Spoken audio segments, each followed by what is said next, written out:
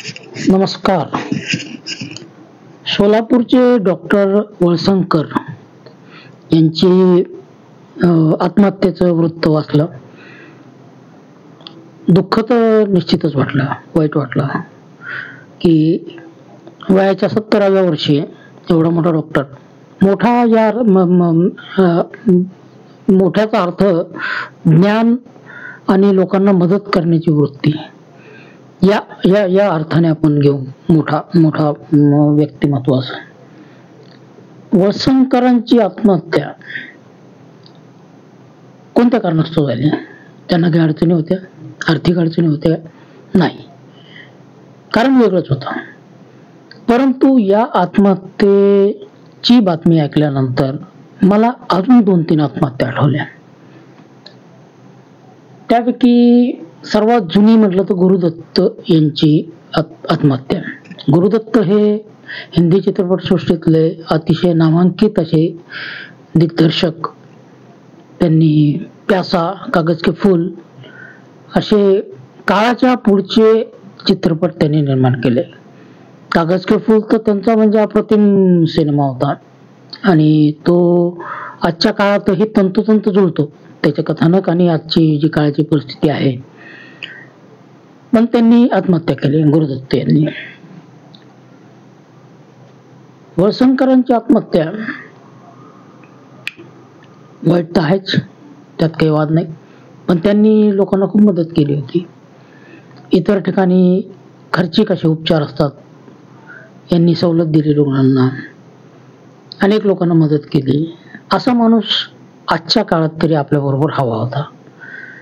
आजच्या जी भीषण सामाजिक परिस्थिती आहे ना, त्या काळामध्ये अशा माणसांची अत्यंत गरज आहे. समाजाला तर अत्यंत गरज आहे. समाज कुठं भरकटत आहे हे सगळं बघून जेव्हा वाचतो बातम्या, रोजच्या बातम्या येतात, इकडे ॲक्सिडेंट झाला, तिकडे मारामारी झाली, इकडे खून झाला, इकडे चोरीमारी झाली वगैरे वगैरे, हे प्रमाण खूप वाढलेलं आहे. सहनशक्ती लोकांची जी आहे ती खूप कमी झालेली आहे. रोजच्या मारामाऱ्या, रोजचं कोणाच तरी आत्महत्या, असे सगळे प्रकार जेव्हा ऐकू येतं तेव्हा मनाला अतिशय दुःख होतं. आता गुरुदत्त यांनी सुद्धा आत्महत्या केली. याच याच्यामध्ये अजून एक आठवण येते, भैयूजी महाराज आपली जळगावची. तीही बातमी अशीच अचानक आली, शॉकिंग न्यूज होती, मनाला विदीर्ण करून गेली. आता हे जे सगळे गुरुदत्त असो, भैयूजी महाराज असो, वळसंकर सर असोत, डॉक्टर वळसंकर असोत, ही देव माणसं, अक्षरशः देव माणसं, दुसऱ्यांना मदत करणारी. कोणता विचार करून यांनी हे टोकाचं पाऊल उचललं असेल? किंवा त्यांना प्रवृत्त करण्यात आलं का? जन्म आणि मृत्यू हे देवाच्या हातात आहे असं आपण म्हणतो. मग या मृत्यूला कोण कारणीभूत ठरतं? कोणता त्रास असेल त्यांना, कोणता मानसिक त्रास असेल? 70व्या वर्षी वळसंकर सरांनी आत्महत्या केली. अतिशय म्हणजे त्यांचं मोठं हॉस्पिटल आहे सोलापूरमध्ये, आर्थिकदृष्ट्या त्यांना कोणताही असा काही म्हणजे प्रॉब्लेम नाही आहे, तरी त्यांना आत्महत्या करावं वाटली, ही टोकाची भूमिका घ्यावी वाटली. या मानसिकतेपर्यंत माणूस कसा पोहोचतो? अजून एक उदाहरण आहे, नितीन देसाई, आपले आर्ट डायरेक्टर, ज्यांनी देवदास, भारत एक खोज अशा अनेक मोठ्या मोठ्या चित्रपटांमध्ये, दूरदर्शन मालिकांमध्ये कला दिग्दर्शन केलेलं आहे. त्यांची ही बातमी अशी झाली होती. एनडी स्टुडिओ त्यांचा मुंबईमधला, त्यांनी आत्महत्या केली. आता हे लोक कलाकार, संवेदनशील मनाने, जरी हे सगळं आपण मान्य केलं तरीही या व्यक्तींना आत्महत्येसारखं टोकाचं पाऊल का उचलावं असं वाटतं? हा झाला एक भाग. आणि दुसरा भाग आज असं मला मांडायचा आहे. मी मागच्या 2-3 वर्षापासून प्रवास करत आहे. शहरामध्ये लोकल तर आपण फिरतोच.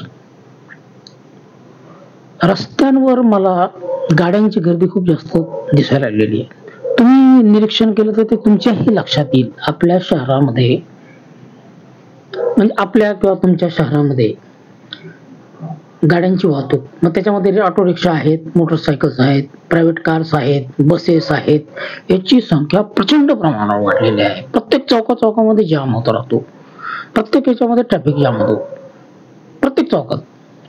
आणि मुख्य म्हणजे माझा आज एक गोष्ट मला मी निरीक्षण केलेली आहे की गाड्यांचा वेग जो आहे तो 100च्या गतीनं लोक गाड्या चालवतात.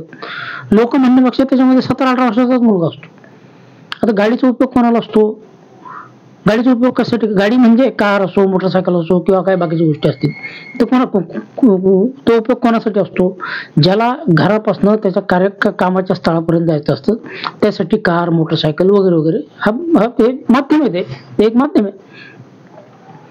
पाण्याचे टँकर्स हे म्हणजे सर्वात जास्त वेगाने, आणि कसं झालंय की गल्ली बोळामधनं, कॉलनीमधनं त्यांना कशाचं भान नसतं आणि ते गाड्या जोरात हाकत असतात. समोरच्या माणसाच्या जीवनाची किंमत ते तर करतच नाही, स्वतःची नाहीच. स्वतःची ते त्यांना ते भानच नसतं की आपण गाडी चालवणं म्हणजे काय आनंदोत्सव आहे का? तो का आनंदाचा उत्सव आहे का? त्याच्यावर हसत काय असतात, त्याच्यात नाचत काय असतात? 80-90च्या स्पीडने गाड्या चालवतात शहरी भागामधनं.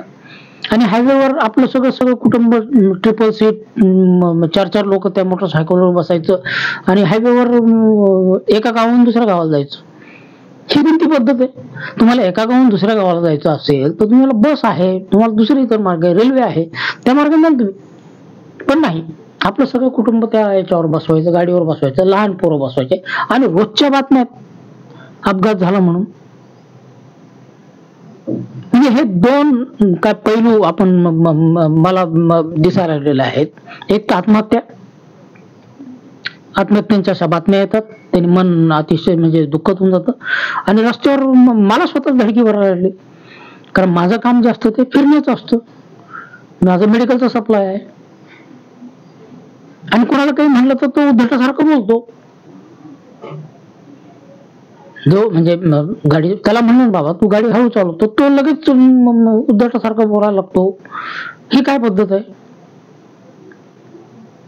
आणि कारमध्ये 17-18 वर्षाचे मला एक गोष्ट म्हणजे, पालकांनी त्यांना कार हातात द्यायची कशाला?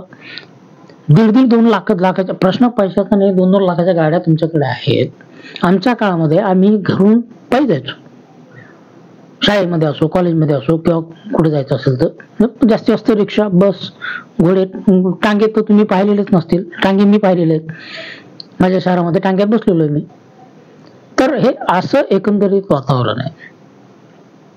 कालच संभाजीनगर ते पैठण या रस्त्यावर एका भरधाव कारने 100 किलोमीटरच्या वेगाने तो चालला होता. एका वृद्ध बाईला उडवलं आणि ती बाई 150 फूट उडाली.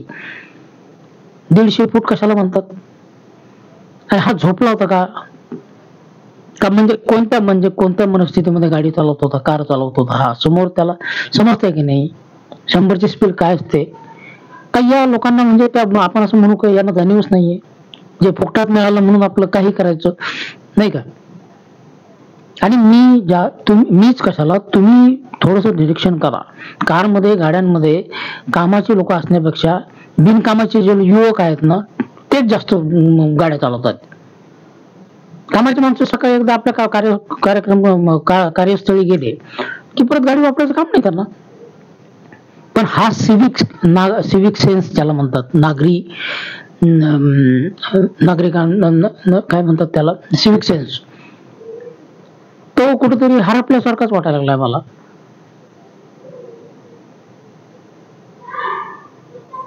म्हणजे हे बघवत नाही हो, आता बघवत नाही आणि ऐकवत नाही. म्हणजे प्रतिभावंत लोकांच्या आत्महत्या, रस्त्यावरचे ऍक्सिडेंट, याच्या बातम्या, इकडे चोरी झाली, तिकडे दरोडा पाडला, इकडे एखाद्या कुत्र्यासारखं मारलं, आणि याच्यामध्ये अभिमान आहे का? ह्या सगळ्या गोष्टींमध्ये एकमेकांना मदत, म्हणजे चौकशी तर करा तुम्ही एकमेकांना की काय तुला मला विचारण्याची सुद्धा म्हणजे हे राहिलेलं नाहीये एकमेकांना, की तुझी काय अडचण आहे का, दुसऱ्याची अडचण बघून ते लोक हसायला लागले लोकांवर, त्याची टिंगटावाळी करायला लागले. तर हे सगळं थांबलं पाहिजे. याच्यामध्ये आपली जबाबदारी जास्त आहे. गाडी, मग कार, मोटरसायकल, मी बोलत असतो मी रस्त्यामध्ये एक दिवस मी व्हिडिओ टाकेल, मी कसा बोलतो लोकांना या संदर्भामध्ये की आणि त्यांचे काय उत्तर असतात या संदर्भात मी एकदा व्हिडिओ टाकतो. मी जो वेगात गाडी चालवत मला दिसली की माझा संताप होतो, कारण हे बेजबाबदार लक्षण आहे वेगाने गाडी चालवणं, अतिशय बेजबाबदार. म्हणजे तुम्ही जर का स्वतः बेजबाबदार असाल, तुम्ही ट्रॅफिक रूल्स जर का पाळत नाहीयेत, तर तुम्हाला काय अधिकार आहे दुसऱ्याच्या तुम्ही कॉमेंट्स करायला कोणत्याही गोष्टींवर की हा नेता चांगला नाही, हा ज्यामध्ये वाईटपणा आहे. पहिले तुम्ही तर पालन करा त्या गोष्टीचं. गाडीचा वेग भुताटक्यासारखा तुम्ही चालवायला लागलेला आहात आणि परत तोंड वर करून तुम्ही समाजातले प्रतिष्ठित म्हणून पोरं मिरवतात. नाही, हे जमणार नाही. आणि हे म्हणजे डॉक्टर साहेबांची आत्महत्या आणि रस्त्यांवरचे अपघात असे 2 विषय मला मनाला अतिशय भेटलेले आहेत. त्यामुळे मी आज हा व्हिडिओ बनवला आणि तुमच्यासमोर मनोगत व्यक्त केलं. आणि तुम्हाला विनंती आहे, थोडंसं निरीक्षण करा सर्वांनी की रस्त्यावर काय चाललेलं आहे, आजूबाजूला बघा कोणत्या पद्धतीने चालवत आहेत. एवढी काय घाई आहे रस्त्यामध्ये? 100च्या स्पीडने गाडी चालवायची, 100 km/h गाडी चालवायची. 20-40च्या स्पीडने गेला तर तुम्ही कार्यक्रमात तुमच्या कार्यस्थळी जाऊ शकता. असं कोणतं काम आहे? तुम्ही काय मंत्री आहात का? तुम्हाला फार मोठी काय इमर्जन्सी आलेली आहे? काहीच नाहीये. एवढी घाई काय? ती घाई बघा, तुम्ही एकदा निरीक्षण करा. मी तर रोज करतो आणि 2-3 वर्षापासून भांडतही आहे रस्त्यावर या सगळ्या संदर्भामध्ये, पण लोक ऐकत नाहीयेत. उद्धटासारखे उलट मलाच उत्तर देतात. धन्यवाद. आपलं चॅनल असंच बघत राहा आणि थोडं सामाजिक भान ठेवा असं माझं म्हणणं आहे. भान तर ठेवा, भान आहेच, तुम्हाला सगळ्यांना भान आहे, परंतु त्याला एक शिस्त लावण्याचा प्रयत्न आपणच केला पाहिजे. त्यासाठी वरतून कोणी मोठा माणूस येईल किंवा हे येईल त्याचं काही हे नाही, कारण बेजबाबदारपणा आपणच करतो. गाड्या आपणच बेजबाबदारपणे चालवत आहोत आणि लोकांना आपणच त्रास देतोय. इतका त्रास देतोय की लोक आत्महत्या करतायत. काही गरज नाहीये एवढं हे करण्याची. एवढा मोठा माणूस वळसंकर सर, त्या माणसाला आत्महत्या करावी लागली, काय त्रास झाला असेल त्यांच्या मनाला? कोणत्या वेदना झाल्या असतील? त्यांनी जग पाहिलं नाही. 70 वर्षाचा माणूस होता तो, मग त्याला आत्महत्या करा वाटली? वैयोजी महाराज असतील, गुरुदत्त असतील. गुरुदत्त हा तर जुना विषय आहे समजा, पण तरी ती आत्महत्याच नाही. त्या माणसाला वेदना झाल्या असतील ना, जीवन नकोसं वाटलं असेल, जीवन नकोसं वाटलं. आणि हे सगळे प्रतिभावंत लोक आहेत, आर्थिकदृष्ट्या सबळ, ज्यांनी समाजासाठी काहीतरी दिलंय.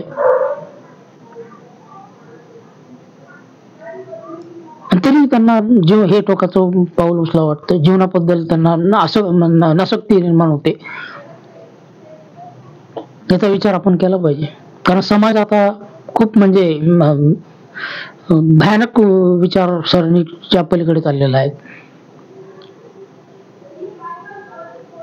सहनशक्ती नावाची गोष्ट नाही, त्याग तर नाहीच नाही. या सर्व गोष्टींचा विचार करायला पाहिजे. माझा व्हिडिओ पाहिल्याबद्दल आपले धन्यवाद. चॅनलला सबस्क्राईब करा, लाईक करा आणि माझे व्हिडिओ शेअर करा. धन्यवाद.